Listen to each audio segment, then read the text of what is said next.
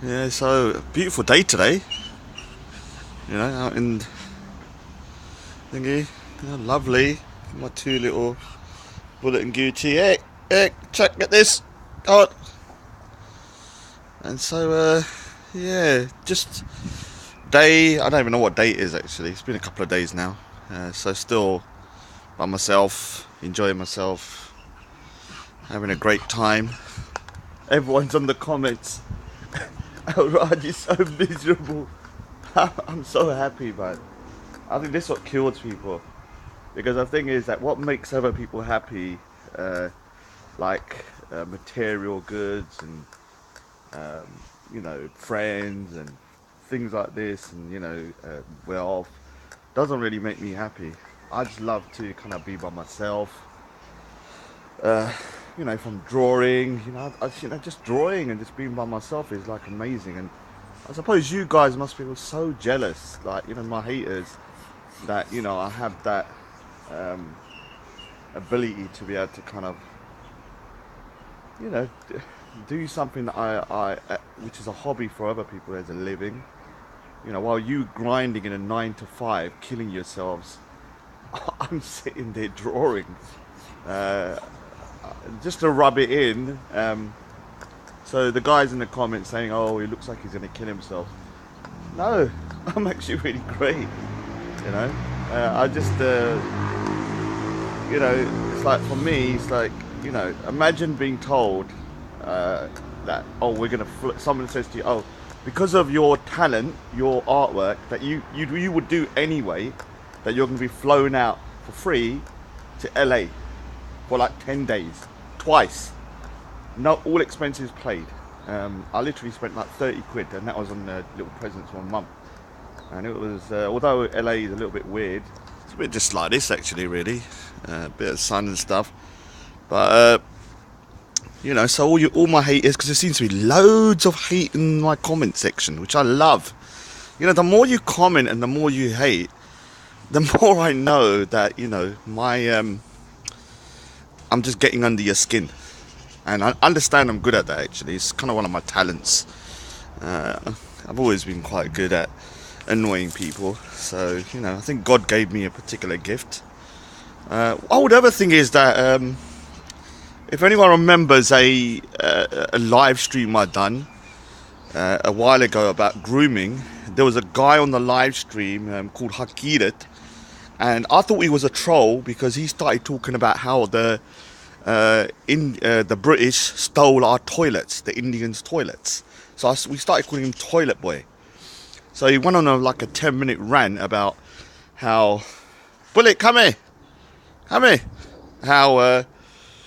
he went on about a 10-minute rant on a live stream. Remember, we was talking about grooming, a very serious topic, and he then went on a 10-minute rant about the Indus Valley civilization and how the British went in and stole our toilets, stole the toilets of the Indians, and he started saying, "We want our toilets back. We want our toilets back." And I thought, this guy is trolling, and I actually ridiculed him in the thingy because I thought he was taking a mick. But I met him. I met Toilet Boy. He was at Speaker's Corner, and I was talking to the Sikh guy. Actually, the Sikh guy actually looked like Bin Laden, which was strange. He was dressed in his turban wasn't the normal kind of turban you would see, and it was hard to tell he was Sikh. And then I was speaking to him. He had all the dagger and everything, and then he was like, "Oh," I was like, "I recognise this guy's voice." I said, "You're not Toilet Boy, are you?" It was Toilet Boy. Big up Hakina Date, man. Really nice guy, man. Lovely, lovely, lovely, lovely dude. A bit crazy, actually, a bit like me. But yeah. One thing I'm going to kind of talk about is a little bit more serious now. There's a bit of a lighter note there. I just wanted to give a bit of fun to my haters. Come here, you two. A bit of love to my haters. And yeah, what it is that I had a comment about drinking and how I gave it up and what's my kind of stance on alcohol and intoxicants. If I'm being honest with you, I'm quite hardline against it. And the reason being is because, like I said, because of my problems with socializing and kind of communication and everything when I was younger, I started drinking a lot.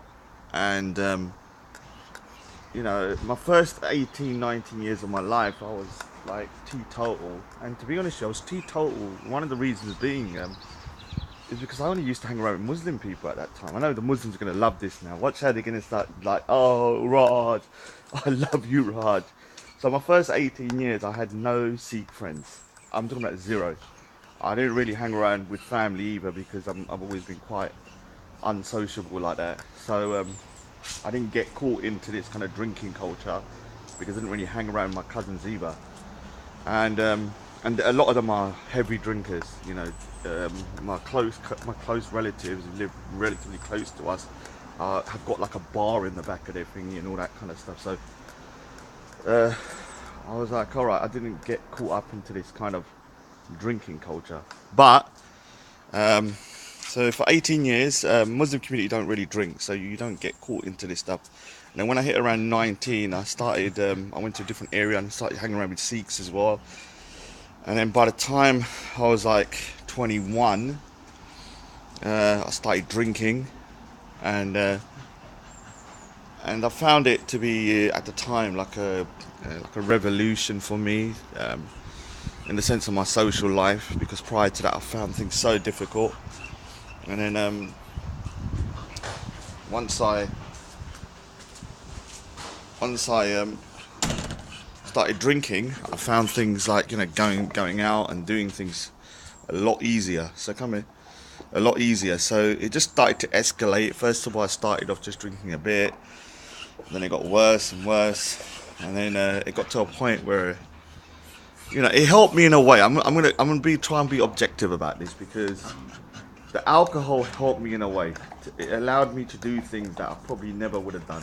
Like I went to places and I went out and I went clubbing and I went all of this kind of stuff, and it allowed me to socialize with. But it did something else that was kind of really kind of what I called negative and to my overall kind of well-being, which was that um, I would do things that, because I used to get so drunk, either I wouldn't remember what I was doing, I'd have a puke everywhere, or I'd be the butt of the jokes because, you know, I would do something so ridiculous the day before. When I woke up the next day, everyone's like, "Oh, Raj, remember you done that?"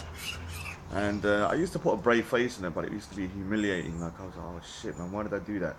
I mean, when I was when I used to drink, um, a couple of incidents have happened. I've been beaten up 4 times when I was drinking. And when I say beaten up, I always used to seem to get myself into problems, like at Speaker's Corner, where I'm surrounded by loads of people. They're actually all Muslims that beat me up as well, so not white people or Sikhs.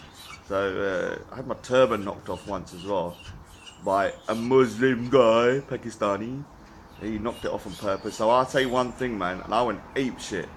I'm talking about proper ape shit. I got arrested by the police because they said they thought I was the one that was the aggressive. I had to spend the night in jail, in prison, in custody, because they thought I was the one causing the problem.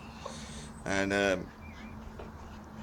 the worst thing that happened to me is I fell asleep and I got hypothermia, and I had to go into hospital for 2 days. I nearly died because I was so drunk. I fell asleep, and things like that are just crazy, man. And the thing is, like, with alcohol, it has some good sometimes, but overall, for me, and I think my own personal opinion, it's too negative. It's too bad, and it's something that I'm totally against now. All intoxicants, I totally. I'm just totally against. I mean, in Sikhism, like Islam and other faiths, intoxicants are forbidden. But for some reason, in the Sikh Punjabi, because some people are getting angry that I'm saying Sikh culture, Sikh Punjabi culture, alcohol is kind of permeated through the culture to the point that you go to a wedding, and I haven't been to a wedding since 1998. And one of the reasons I don't go is because usually I would go with I'd have to go with my mum, and I never wanted to disrespect my mum by drinking, so I couldn't socialise at those places because it was just too loud, and then you'd have relatives that were drunk and all that kind of stuff. So I stopped going, and my last wedding was 98. Um, that's a long time, and so what I kind of done was when I got diagnosed with Asperger's syndrome, that's when I decided, right, I've got to stop all these kind of negativities, because I started realizing that my brain functions slightly differently, and rather, I say the right way sometimes. I think people on the spectrum think more logically and more. Yeah, I know I'm gonna get a lot of hate for this, but I actually think I'm the next generation. Like the way I think is much more practical. I think because I'm not swayed by public opinion, it's hard for the haters to kind of really get to me. It kind of I've got like an impenetrable wall in my brain, and yeah, of course sometimes things do get through, but very rarely. So it can't be impenetrable then, but almost impenetrable. And so I stopped drinking 6 years ago, and it was the best decision I made. Whether it's for other people, I can't say. I've had no intoxicants, and I feel great. One of the things is that when you drink, yeah, I didn't drink all the time. I drank maybe twice a week, and what I started realizing was that first of all, the friends that you have who drink, they'll phone you up and say, "Good dancing." In Punjabi, that means how are you. And the first thing they'll tell you, "Come on, let's go around and let's have a drink." And my only kind of real interaction with these people was through drinking. We had no real, what I call kind of like poignant kind of conversations or anything like that. It was always just drink, and then I wouldn't remember nothing, or it would just be doing something stupid like playing the PlayStation or going out. And so also my depression increased as well, although drinking helps in the sense that it's like a plaster on a massive wound. That's the way I put it. So once a week or twice a week you'd get wrecked or really drunk to kind of stop yourself from feeling depressed. But what happens is that once or twice a week you will put the plaster on, but the plaster is going to come off, and so you have to do it again. So instead of what I call like stitching the wound, you're just putting a plaster on it. It never heals, and so I found myself like getting more depressed, and as I got through like up to the age of like 37 or whatever it was, when I went to the NHS, luckily I got the diagnosis, which made me realise the reason why I had to drink to socialise was because my brain functions slightly differently. That I find it difficult to be around a lot of people, yeah. And I know that sounds weird because I am around a lot of people now when I go to Speakers Corner, and I don't really think I'm that far down in the spectrum anymore. But the reason why I can do it now is because when I go to Speakers Corner, I don't have any kind of pressure, social pressure. I don't care if you hate me when I go there. I'm just there to talk. But when you go to other places, you normally have a social pressure of wanting to make friends, or people trying to chit chat to you. I can just say to someone, I don't want to talk, and be very blunt. I can just be me. So people come up to me and I say, "Look, I don't want to talk to you, man." And it's hard to do that in real life when you're kind of without kind of causing massive problems and people getting annoyed and everything like that. And so for me, anyone that's got an alcohol problem or drinking problem, I would say the drinking is like it's stopping you from sorting your life out, in the sense that when you drink, you're only kind of like delaying the inevitable. For me, once I stopped, I managed to look at life through a really clear lens. And it was hard because things were a mess for me at that point. I'd lost my job. I was extremely depressed and suicidal, and it was really difficult. I hadn't drawn for 12 years. What people don't realize, I didn't draw for 12 years. And drawing for me is very therapeutic. That is like my drug, yeah. And Speaker's Corner in a way now. And that's my intoxicant. And some people say to me, "Oh, don't go Speaker's Corner." For me, that is a release. I need that. I need that kind of interaction, in terms of not people interaction, but talking and debating and arguing. I enjoy that kind of thing. I know it's negative for other people, but for me, it's something that keeps me mentally strong. I know other people probably think, "Oh, he must be miserable after like all of that kind of." I'm perfectly fine. In fact, I look back at the videos and think to myself, "Whoa, dude, I'm pretty impressed, man, that you managed to be able to take that kind of abuse and still be perfectly happy. So to all my haters, I'm not miserable, I'm happy actually. Can't wait to go back. Oh, look at this. It looks like, what's happened to you? Oh, she wants me to, when a dog does that, it just means that they want me to kind of like, it shows that they got utmost trust with me. So, you know, poor Gucci. So, yeah, I'm rambling again like I normally do. But, you know, I'm not going to be doing many of these videos when I get home. So, once I'm back, don't worry, guys, I won't be doing too many. I'll probably do some more kind of drawing videos. Show people how I draw and stuff like that. And, yeah, like I said, with the stopping drinking, it's very difficult. Very difficult. There's certain drinks that I used to enjoy that, you know, when I see, I still go, ooh. There's only really one snake bite. And one of the things I think God done here for me, because I believe in God obviously, so down to that atheist, is that I used to have the mother of all hangovers if I drank. And you know, this stopped me. The thing is, what people don't understand, if you don't drink, that having a hangover the next day is unbelievably torturous. And so some people who become alcoholics, I don't think get hangovers. And so they can keep on drinking, but I had to recuperate for like 2 or 3 days. I couldn't drink for 2 or 3 days after. And that stopped me from becoming a full-blown alcoholic, whereas I became more of a binge drinking alcoholic. He would drink loads when he did drink. Yeah, and so when I stopped, obviously looking at your life through a clear lens was not very nice. It was actually very, very kind of like, I was like, whoa, like, you know, things are a complete mess. But I started tackling my problems. One of the things I did, I know this can sound really bad, I just stopped talking to people, full stop. Everybody, anyone that wanted to contact me, nah, I don't want to talk. Anyone that I knew used to drink, nah, I don't want to talk. If I saw someone, I say, look, no point calling me. And slowly I started realizing the phone call stopped and people stopped contacting me. And it took a bit of time because I still used to get rings here and there. And then after a while, they all just went. And once that had occurred, 1 year turned to 2, 2 to 3, 3 to 4, 4 to 5, and now 6 years. And I think once you get to a particular point and you haven't drank, it doesn't really, I don't really have that urge anymore. And so, you know, I think you can never say that you've conquered it.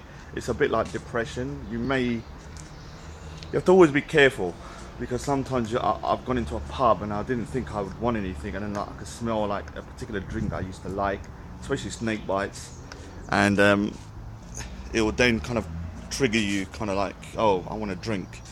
So if you're going to do it, you've got to be very careful about where you go and what you do, because the last thing you need to do is, because I think once you start again, it's like anything, it's like a slippery slope. You can just have one drink and next thing you know. And the thing is, like, there's a reason why religion bans intoxicants. It clouds the brain, it stops you from functioning properly, it makes you easily manipulated to do things that you normally wouldn't do. And in my opinion, it's very destructive. I've known 2 or 3 people that have died from drinking, when they vomited and died. So it's also very dangerous in terms of health as well. I mean, we know that. I mean, obviously if you have wine and stuff like that, that's not as bad, but I'm talking about like spirits and stuff like you know, cider and all that kind of, having a lot of that stuff is problematic. I don't know if that helped for anyone, you know, that's just my opinion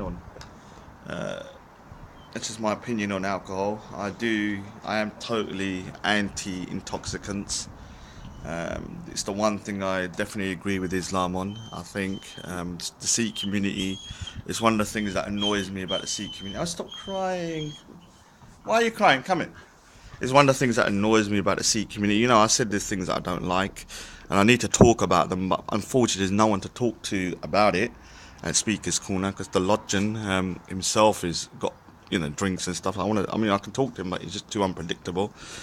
And look, and people just said they hate dogs. Look, Muslims don't want dogs. Look, Sorry, I know, but they don't like them licking. But licking is just a sign of affection. And so, I will talk about it more once there's more Sikhs at the park that I can trust and I can talk to and have a sensible conversation and give my opinion. I think whatever people think of me, I think I have a wealth of experience in terms of dealing with stuff and going through them that other people haven't. My life's been pretty difficult up to the age of 30. I think I'm in a good place now, but I've had my problems over the years, and so I can kind of give people solutions that, because the way I think for other people, I have different ways of dealing with things. Like for me, when I wanted to start drinking, I just stopped talking to people, and it worked for me. Maybe somebody wouldn't even think about that, or couldn't do that, but for me, it was something that wasn't that difficult. I don't really feel loneliness or miss anyone. It's very rare for me to miss somebody. Like the other day, I missed my nephew after I didn't see him for a month, and when I saw him, I said, "Oh, I miss you," and he was like, "Oh, I didn't know." He was shocked. Because sometimes I do miss people, but I don't have that kind of longing for. If someone doesn't call me for like a year, I don't suddenly think, "Oh, what?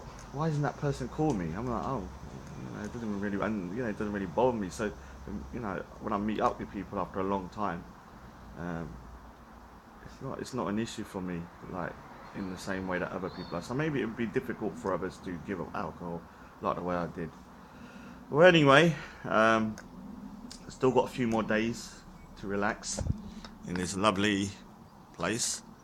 Very relaxing with my little friends or family. And here you go. See, I want a little bit of a thingy.